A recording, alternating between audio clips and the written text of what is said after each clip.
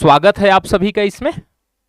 चलिए क्लास को शुरू करते हैं हम लोग और देखते हैं सबसे पहले कि भारतीय चित्रकला है क्या। उससे पहले हम लोग ये देखते हैं कि चित्रकला किसको कहते हैं, पेंटिंग किसको कहते हैं, पेंटिंग क्या है, इसको हम लोग समझने की कोशिश करते हैं। एक साधारण सी परिभाषा पेंटिंग के बारे में लिखी जाती है, कोई रेखा बना दो, लाइन बना दो, कोई वर्ण बना दो, कोई रंग दे दो, इनका प्रयोग करके अपने विचारों में इसको भर दो, चित्रकला है। सीधी सी परिभाषा इसमें मैं आपको एक दिखा रहा हूं कि रेखा, वर्ण या रंग के माध्यम से विचारों और भावों को अभिव्यक्त करने की शैली को क्या बोलते हैं, चित्रकला समझते हैं, कहते हैं। बड़े आराम से समझो। आपके दिमाग में एक विचार आया, एक भाव पैदा हुआ। जैसे आप मान लेते हैं कि आपके दिमाग में एक भाव आया कि हम अब हमारा जो चहेता है, आपका जो प्रेमी है या प्रेमिका है, हम दोनों नदी के किनारे बैठे हों, ऐसा भाव आपके अंदर आ रहा है, ऐसे विचार आ रहे हैं। तो आपके विचार ऐसे आ रहे हैं, ऐसे भाव आ रहे हैं कि एक नदी का किनारा है, उस नदी के किनारे एक दो कुर्सियां लगी हुई हैं, जिसपे एक पर आप बैठते हैं और आपका एक पर आपका प्रेमी बैठता है। ऐसा आपने भाव देखा, पहाड़ हैं, नदियां हैं, सुंदर माहौल है, ऐसा भाव आपके अंदर जगा। अब ऐसे भाव को आपने रंगों के माध्यम से, रेखाओं के माध्यम से, वर्ण के माध्यम से उस विचारों में भर दिया। यही चित्रकला है। यही क्या है, चित्रकला है। आप नदी के किनारे बैठ करके आपने विचार बनाया कैसे ऐसा होगा, और उसी को आपने एक कागज पर, एक पत्थर पर या किसी धातु पर उसको आपने उकेर दिया, उसको बना दिया। वही तो चित्रकला है। तो आपके अंदर जो भी भाव आ रहे हैं, जो भी आप उसको लिखने की कोशिश कर रहे हैं या जो उसको बनाने की कोशिश कर रहे हैं, वही क्या है, कला है, एक चित्रकला है। मेरे अंदर भी जैसे भाव हम लोगों ने बचपन में, जैसे आज मेरी हालात ये है कि मैं जब जमीन पे बैठता हूं कभी कभार, तो मुझे जमीन पे बैठते हुए ना खाली महसूस मतलब होता है। तो ऐसा लगता है कि ना मैं जमीन पे ही कुछ लिखते रहता हूं। जैसे अगर 2026 चल रहा है तो मैं जमीन पे बैठ करके 2026 लिख देता हूं। ये भी तो एक चित्र है ना, ये भी तो एक चित्र है। आदमी बैठ करके पेन कापी लेकर के अपने पेन से कॉपी पर कुछ लिखता रहता है या ऐसे गोंचता रहता है, कुछ ऐसे पेन चलाता रहता है, ये भी चित्रकला है, ये भी चित्रकला है। तो इसी को क्या बोलते हैं, चित्रकला। तो रेखा, वर्ण, कोई भी शब्द दे सकते हैं आप, या कोई रेखाएं खींच सकते हैं, या कोई रंग हो, के माध्यम से विचारों और भावों को अभिव्यक्त करने की कला ही क्या कहलाएगी, चित्रकला कहलाएगी।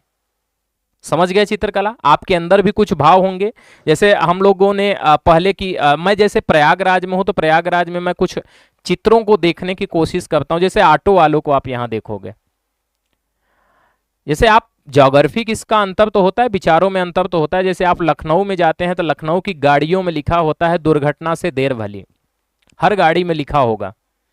पर प्रयागराज वाले कुछ अलग ढंग से लिखते हैं। यहाँ पर गाड़ियों में शायरी लिखी रहेगी, देख सहेली तेरा साजन जा रहा है, वही नीचे लिख देंगे हंस मत पगली प्यार हो जाएगा। बड़े बड़े पोस्टर लगाए जाते हैं चित्रों वाले, जिसमें एक महिला ऐसी झुकी हुई बैठी है और कह रही है घर कब आओगे। ऐसे चित्र बनाए गए, इमेजिनेशन किया गया कि एक उधर से ट्रेन आ रही है, ठीक है, खूबसूरत दिखा गया है। और वहां पर एक व्यक्ति बैठा हुआ है, एक औरत बैठी हुई है, झुकी हुई नजरें हैं उसकी, और वो वहां पर लिखा है घर कब आओगे। ये भी तो व्यक्त करता है ना भावों को। यही है चित्रकला। इसी को क्या बोलते हैं, चित्रकला। हाँ, आप लोगों ने देखा होगा तो इस तरह से लिखे रहते हैं, अलग अलग स्थानों पर ये चीजें होती रहती हैं।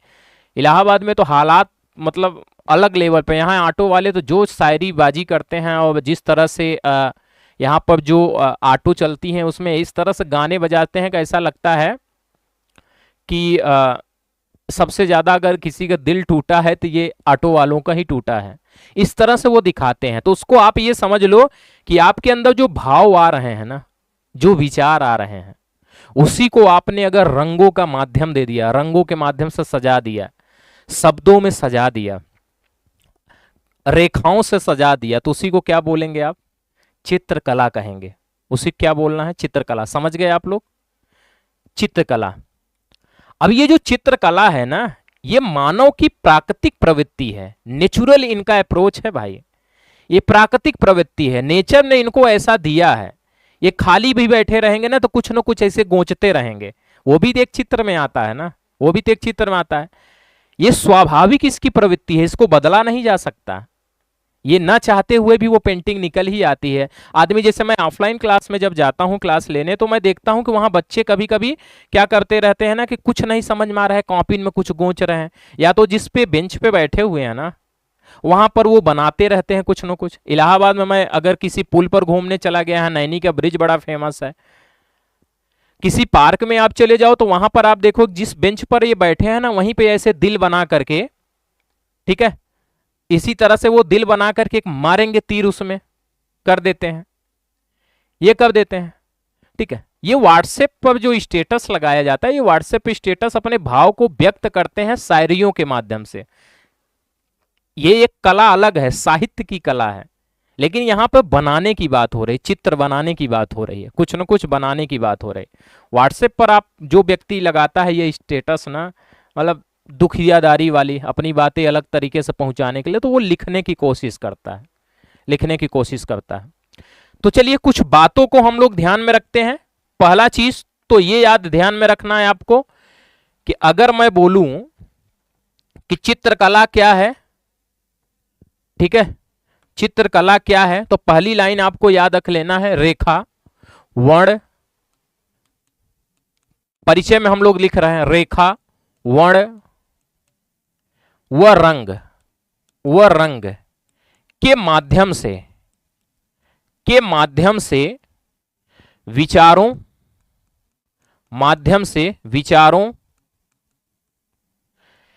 तथा भावों, विचारों तथा भावों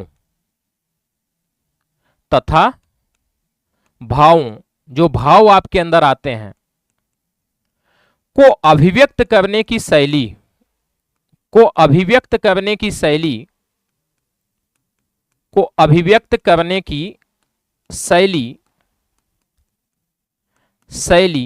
चित्रकला कहलाती है, पेंटिंग कहलाती है, चित्रकला कहलाती है। और ये जो चित्रकला है ना, ये मानव की आत्माभिव्यक्ति की प्राकृतिक प्रवृत्ति है। मानव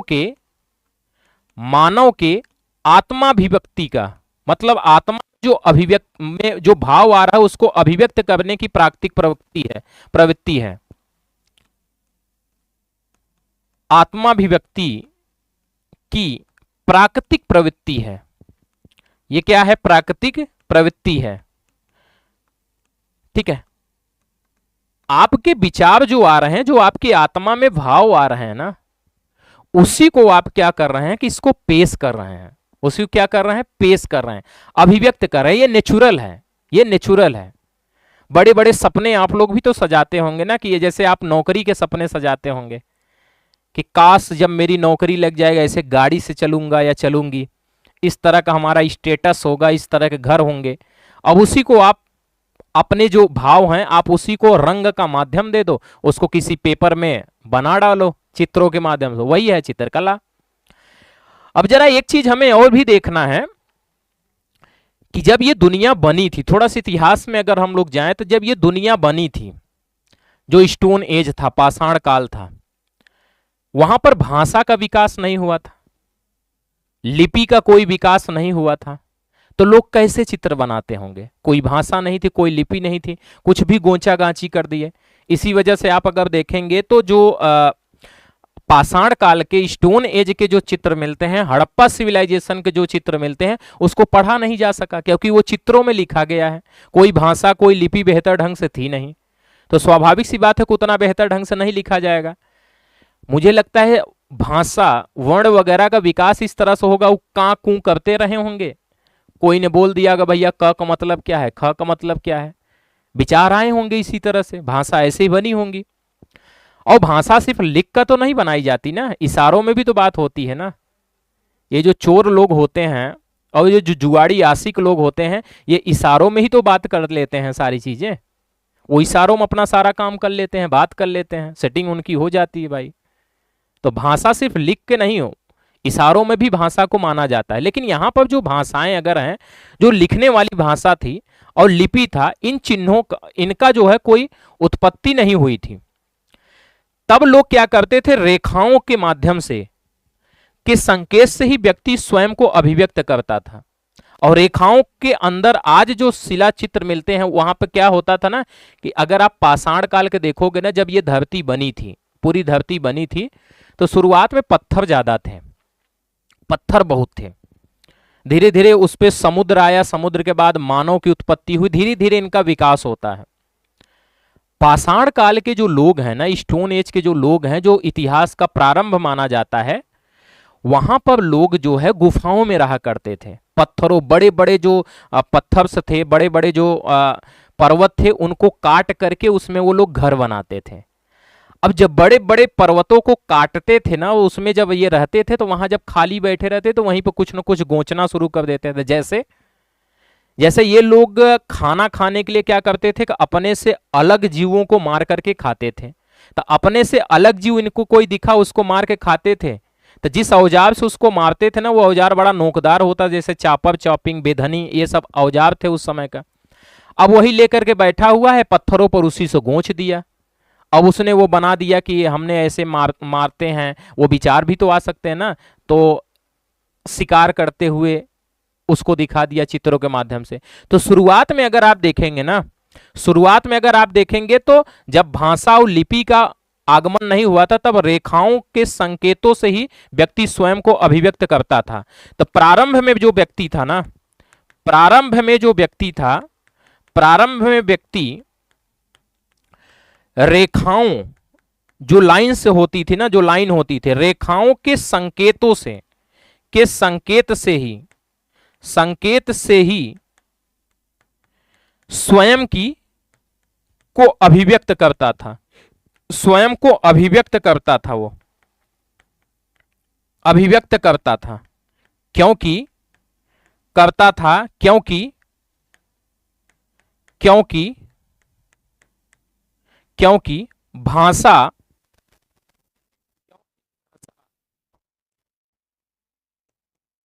या लिपि का ज्ञान नहीं था, लिपि का ज्ञान नहीं था। अभी आपको कुछ ऐसी चीजें दिखाऊंगा मैं, ज्ञान नहीं था, ठीक है।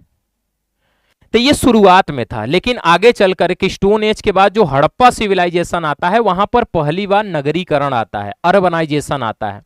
पाषाण काल के बाद जो स्टोन आता है, वहां पर अर्बनाइजेशन होता है, पहली बार नगरों की उत्पत्ति होती है।